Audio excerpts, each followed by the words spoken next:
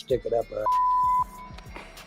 Okay, now we should make a note here. Our Ryan Clark touched base with Micah's agent, David Mulugeta, yesterday, and he was told no such comment was ever made. Meanwhile, Micah scrubbed all Cowboys references from his social media pages, listing TBD as the first thing on his Instagram and X profiles. And Jera, he was not done, joining Stephen A. Smith on his podcast that was released today. Take a listen. In the spirit of not doing the old mother-dad deal. How many times have you seen the little rascal so clever go in there and mama told him, you're not gonna get it. And goes in to daddy, who only sees him after 5 in the afternoon, wants to love him, and says, you can have it, son. You can have that before dinner. And he goes back in and says, mama, daddy said I could have it. That's the old mom, dad, been around since the beginning of time. I'm not going to go for that here. That's what's happening. You're not going for it? I'm not going for it. There's right now about 3 entities involved in the Micah Parsons deal that really count, and that's not to dismiss everything about the organization and the Cowboys. What are the 3 entities? Micah, me, sitting out there, and about a mile back is that agent. Whoa! Here's Bill Barnwell, Sam Acho, Jeremy Fowler, and Courtney Cronin. We had to bring in a huge group to talk about this. So, I guess Jerry doesn't see the need for an agent, Courtney. This whole mama-daddy analogy, and there's a child stuck in the middle of that being Micah Parsons. I would just like to know where the adult in the room is. Do you think the child is Micah, or maybe it's Jerry? I think the child is Micah because he's caught in the middle between the owner of the team, the guy who signs his check, and his agent, who he is collectively bargained and allowed to have as his representation. And the way that I see this, and the more that you listen to Jerry and the conversations that have apparently taken place about the two of them meeting, Jerry giving him a figure, saying he's going to make him the highest paid non-quarterback in the NFL. He doesn't do this for everybody. Respectfully, he's not doing it for the right guard. He's not doing it for the number 2 receiver. Micah Parsons is in his 1%. And Jerry views that as, this is rare territory. When it's rare territory, I'm the one stepping in and I'm the one negotiating directly with the player. And I think Micah looks at that and says, respectfully, I employ David Mulugeta, the most powerful agent in the NFL. That is who I want to do my business. And Jerry's offended by that. There's a lot of ego involved here, and he's poking the bear with a player who has stood on business before. Let's not forget, Micah Parsons sat out his senior season at Penn State to prepare for the NFL draft during COVID, and now he's strong-arming him and pushing him in that direction even further, it seems. Maybe he's met his match. Bill? Yeah, Courtney, the word ego certainly comes to mind. I feel so that is the understatement of the year. There's a lot of egos involved in this discussion between those 3 parties. Micah Parsons is the latest in a series of Cowboys players Jerry Jones has waited to pay. He waited to pay Dak Prescott not once but twice. Waited to pay CeeDee Lamb until his 5th season in the NFL. Waited to pay now Micah Parsons into year 5. If he had got these deals done as early as possible after their 3rd season in the NFL, they would have saved about $82 million, maybe even more depending on where this Micah Parsons deal ends up coming in. And for that, he's gotten maybe a couple more appearances on NFL Live and the various ESPN programming. Jerry Jones is the most expensive piece of advertising this network has, and that is not to the Cowboys' credit. They need to get this deal done. The price is going to be what we expect. This is just a waste of time from Jerry Jones's perspective. I actually disagree. I don't think it's a waste of time. I don't see this situation ending well for Micah Parsons or Jerry Jones. Really Micah Parsons ending up as a Dallas Cowboy this season. The reason why is this: Jerry Jones is one of the most stubborn, hard-headed individuals that I have ever met. I met him, I had a chance to negotiate collective bargaining agreements with him back in 2020 when there was a new deal. David Mulugeta is also a very confident individual. I've known David Mulugeta since college, right? I was being recruited by him. I've known him for 15 years, almost 2 decades. This is like one of those situations where you're stuck between a rock and a hard place. And for Jerry Jones to try and say that the agent, David Mulugeta, who's negotiated over $1 billion of contracts, is a mile back, is a definite slight. Here's the deal. Micah Parsons is a pro at rushing the quarterback, at playing football. He may not be a pro at negotiating contracts. So he has employed an expert So to try and extradite that expert from the conversation, I think is a mistake on Jerry Jones's part. I think that Jerry Jones has met his match, and it looks not very likely that Micah Parsons is going to continue this season, at least as a Cowboy.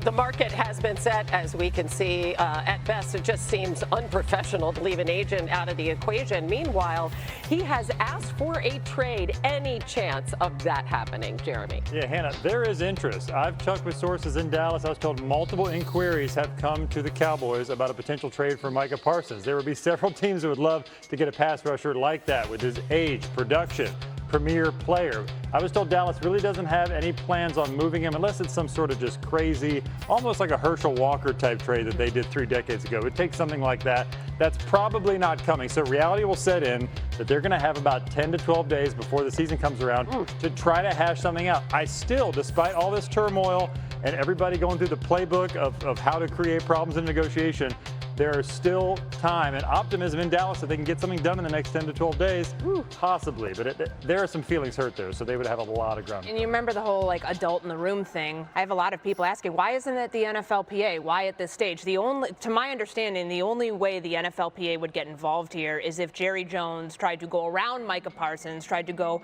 circumvent the process and talk to a non-certified contract advisor, whether it be a lawyer, somebody that's not certified by the NFLPA. But it's interesting here when it comes to the other players, because obviously everybody around the league, players, are looking at Micah Parsons to see if he really is going to pull that card and he's going to sit out the opener against the Philadelphia Eagles, however long it takes. Because think about where the market was when Kirk Cousins in 2018 signed the fully guaranteed contract. First time we'd ever seen that in NFL history. What happened after that? The next quarterback in line didn't end up getting that same sort of deal. So people are wondering, can Micah actually get what he wants and then others follow suit? It could be a huge breakthrough for the rest of the league, especially his position, if he does stand on business in that respect and, truly not decide not to play in week 1. Listen, if he decides to sit out, that's about $1.2 million fine per game, unless, of course, he's injured. That back starts hurting a little bit by carrying this burden. All right, coming up, some trade news this afternoon, as well as the Commanders officially moved on from Brian Robinson, sending him to San Francisco. This wasn't a surprise. We've been hearing talks about them dealing him for a few days now. Jeremy, what more can you tell us? Well, they dealt him to the 49ers for a 6th-round pick. Washington is covering part of his $3 million and change salary. So here's how it's going to go for Washington. Austin Eckler will be their 3rd down back. They have the rookie, Bill Krosky-Merritt, that they're really impressed with. Everybody I check with there loves him. He's going to play a big role. But they also have Jeremy McNichols, Chris Rodriguez Jr. Checking with people there, they feel like all 4 will play in some capacity, that their backfield could look a little unconventional in that way until somebody emerges. Meanwhile, we've seen Christian McCaffrey be injured. Not that anybody can replace him, but how do you like this move for the Niners, Bill, just to get some depth at that position? I like it. It's real peace of mind for the Niners with their backfield. Now you have a back you can sub in for 10, 15 snaps a game early in there with Christian McCaffrey. And if McCaffrey goes down, we've seen Brian Robinson shoulder the majority of a starting workload. I know they have Isaac Guerrero, who's banged up. They liked him last year, but he's more of a home run hitter, not really as consistent between the tackles. Robinson can be that back on a 1-year deal. So obviously not a huge investment here from San Francisco's perspective. I like the deal. I like the fit. And I think it's going to be a situation where they might get a comp pick next year in free agency when he leaves. This could be really a free rental if things work out for the Niners. Dart has played 4 drives in each of his 3 preseason games. That's 12 drives in total. He has been very clean. Nearly 8 yards per pass attempt. He has yet to throw a pick, has only been sacked twice. His 32 completions are the most this preseason by any quarterback without an interception. So we have that depth chart. We have Russ Wilson, Winston, Dart. What are you hearing from the Giants about their rookie? I'm hearing the Dart's been eating a W all preseason and can't. He has aced the process. He's a fast learner. He's highly motivated. When you talk to the people at the Giants, first thing they say, he's tough as insert expletive word. They love how tough he is. Even on that run where he didn't slide, they kind of admire that about him, even though they want him to slide. Yeah. They love the mentality of the player. All that said, Russell Wilson's not going anywhere atop the depth chart. He's going to be playing week 1. That's the full expectation. But that leash could get shorter at some point. Dart has gotten a lot of second-team reps. The day I was there last week in a joint practice with the Jets, he was the number 2 guy in there. He was coming in the game after Wilson in most of the preseason action. So if something happens, he looks ready to step in. He has expedited the process. Yeah, there's something he has that nobody else in that room has, and something you need in the Brian Daboll offense, and that's legs. And we saw it on that 23-yard scramble. Now, admittedly, you don't want to see him try to turn into, I don't know, Marshawn Lynch at the end of runs, slide please, but that is a thing that, going back to Jalen Hurts at Alabama, Josh Allen with the Bills, and then Daniel Jones that first year Daboll was with the Giants, they've always wanted their quarterbacks to be able to run, whether that be on the boot and naked game or whether it be with the scrambles like we saw there where they cleared out one side of the field and they tell Jackson Dart, hey, if you don't see it, there's going to be space for you, run into it. So that is a really easy way to create some opportunities for your quarterback, pick up some first downs if you protect yourself, a way to pick up first downs without having too much pressure on you. That's a real opportunity for this offense. It's something that I do think Jackson Dart, who averaged more than 30 scramble yards per game last year at school, is going to do when he eventually does get into the starting lineup. And I hope that time comes later rather than sooner. Why do I say that? There is so much Jackson Dart hype, and understandably so. He's looked great in the preseason, but you have 25 years of quarterback experience in front of him that he would be adept to learn from. It'd be nice for him to actually take some time and not rush him into the starting lineup, let Russell Wilson start, keep Jameis Winston involved. I would even have Jameis Winston as the 2, and then let Jackson Dart throughout practice, throughout meetings, not just in the preseason, because this game of the speed of the game accelerates when you go from preseason to regular season. Let him soak up all that knowledge from 2 consummate pros that will extend his career. There's excitement about what Jackson Dart has been able to do, but I think for the longevity of his career, it's better for him to sit and simmer rather than throw him out and have him start quicker than later. As long as they're winning, because there could be jobs on the line. And you forget, Patrick Mahomes sat that first year, they won 10 games, so they had that luxury. All right, we've got one rookie we know is going to start right away this season, Cam Ward, and another, essentially a rookie, J.J. McCarthy, as Lindsay Theory joins us now with more on the Titans. So how much should we expect Ward to play tonight?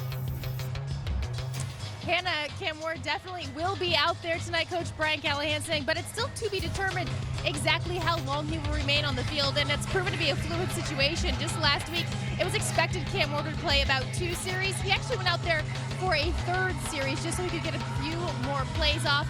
Callahan says, though, at this point, he is encouraged by where his rookie quarterback is at. He says he's really doing well from an operation standpoint. As for how the rookie himself is feeling, Cam Ward says he feels really close to fully understanding this Titans offense and this playbook. He says the key right now is just to get some few more reps in there so we can really nail down and dial in on the scheme, the protections, and some route adjustments that may need to be made. Going into tonight, his main focus will be playing fast and getting in and out of the huddle. Hannah, our main focus is this band warming up right now. Exactly. I was going to say, Lindsay, you are in mid-season form there, talking over the music. We appreciate you, as always. That's Lindsay Theory. Thank you. Meanwhile, we had a fun article from Bill Barnwell this week, taking a deep dive on some teams he thinks can improve on their win totals from last season. And one team he sees taking a big step forward is Jacksonville. Here's what Bill wrote. It was a 2024 season of losing coin flips for the Jags, who had 13 of their 17 games decided by 7 or fewer points. They went 1-3 and were outscored by a combined 86 points in the 4 games that weren't one-score contests, which doesn't exactly speak highly of what former coach Doug Peterson cooked up.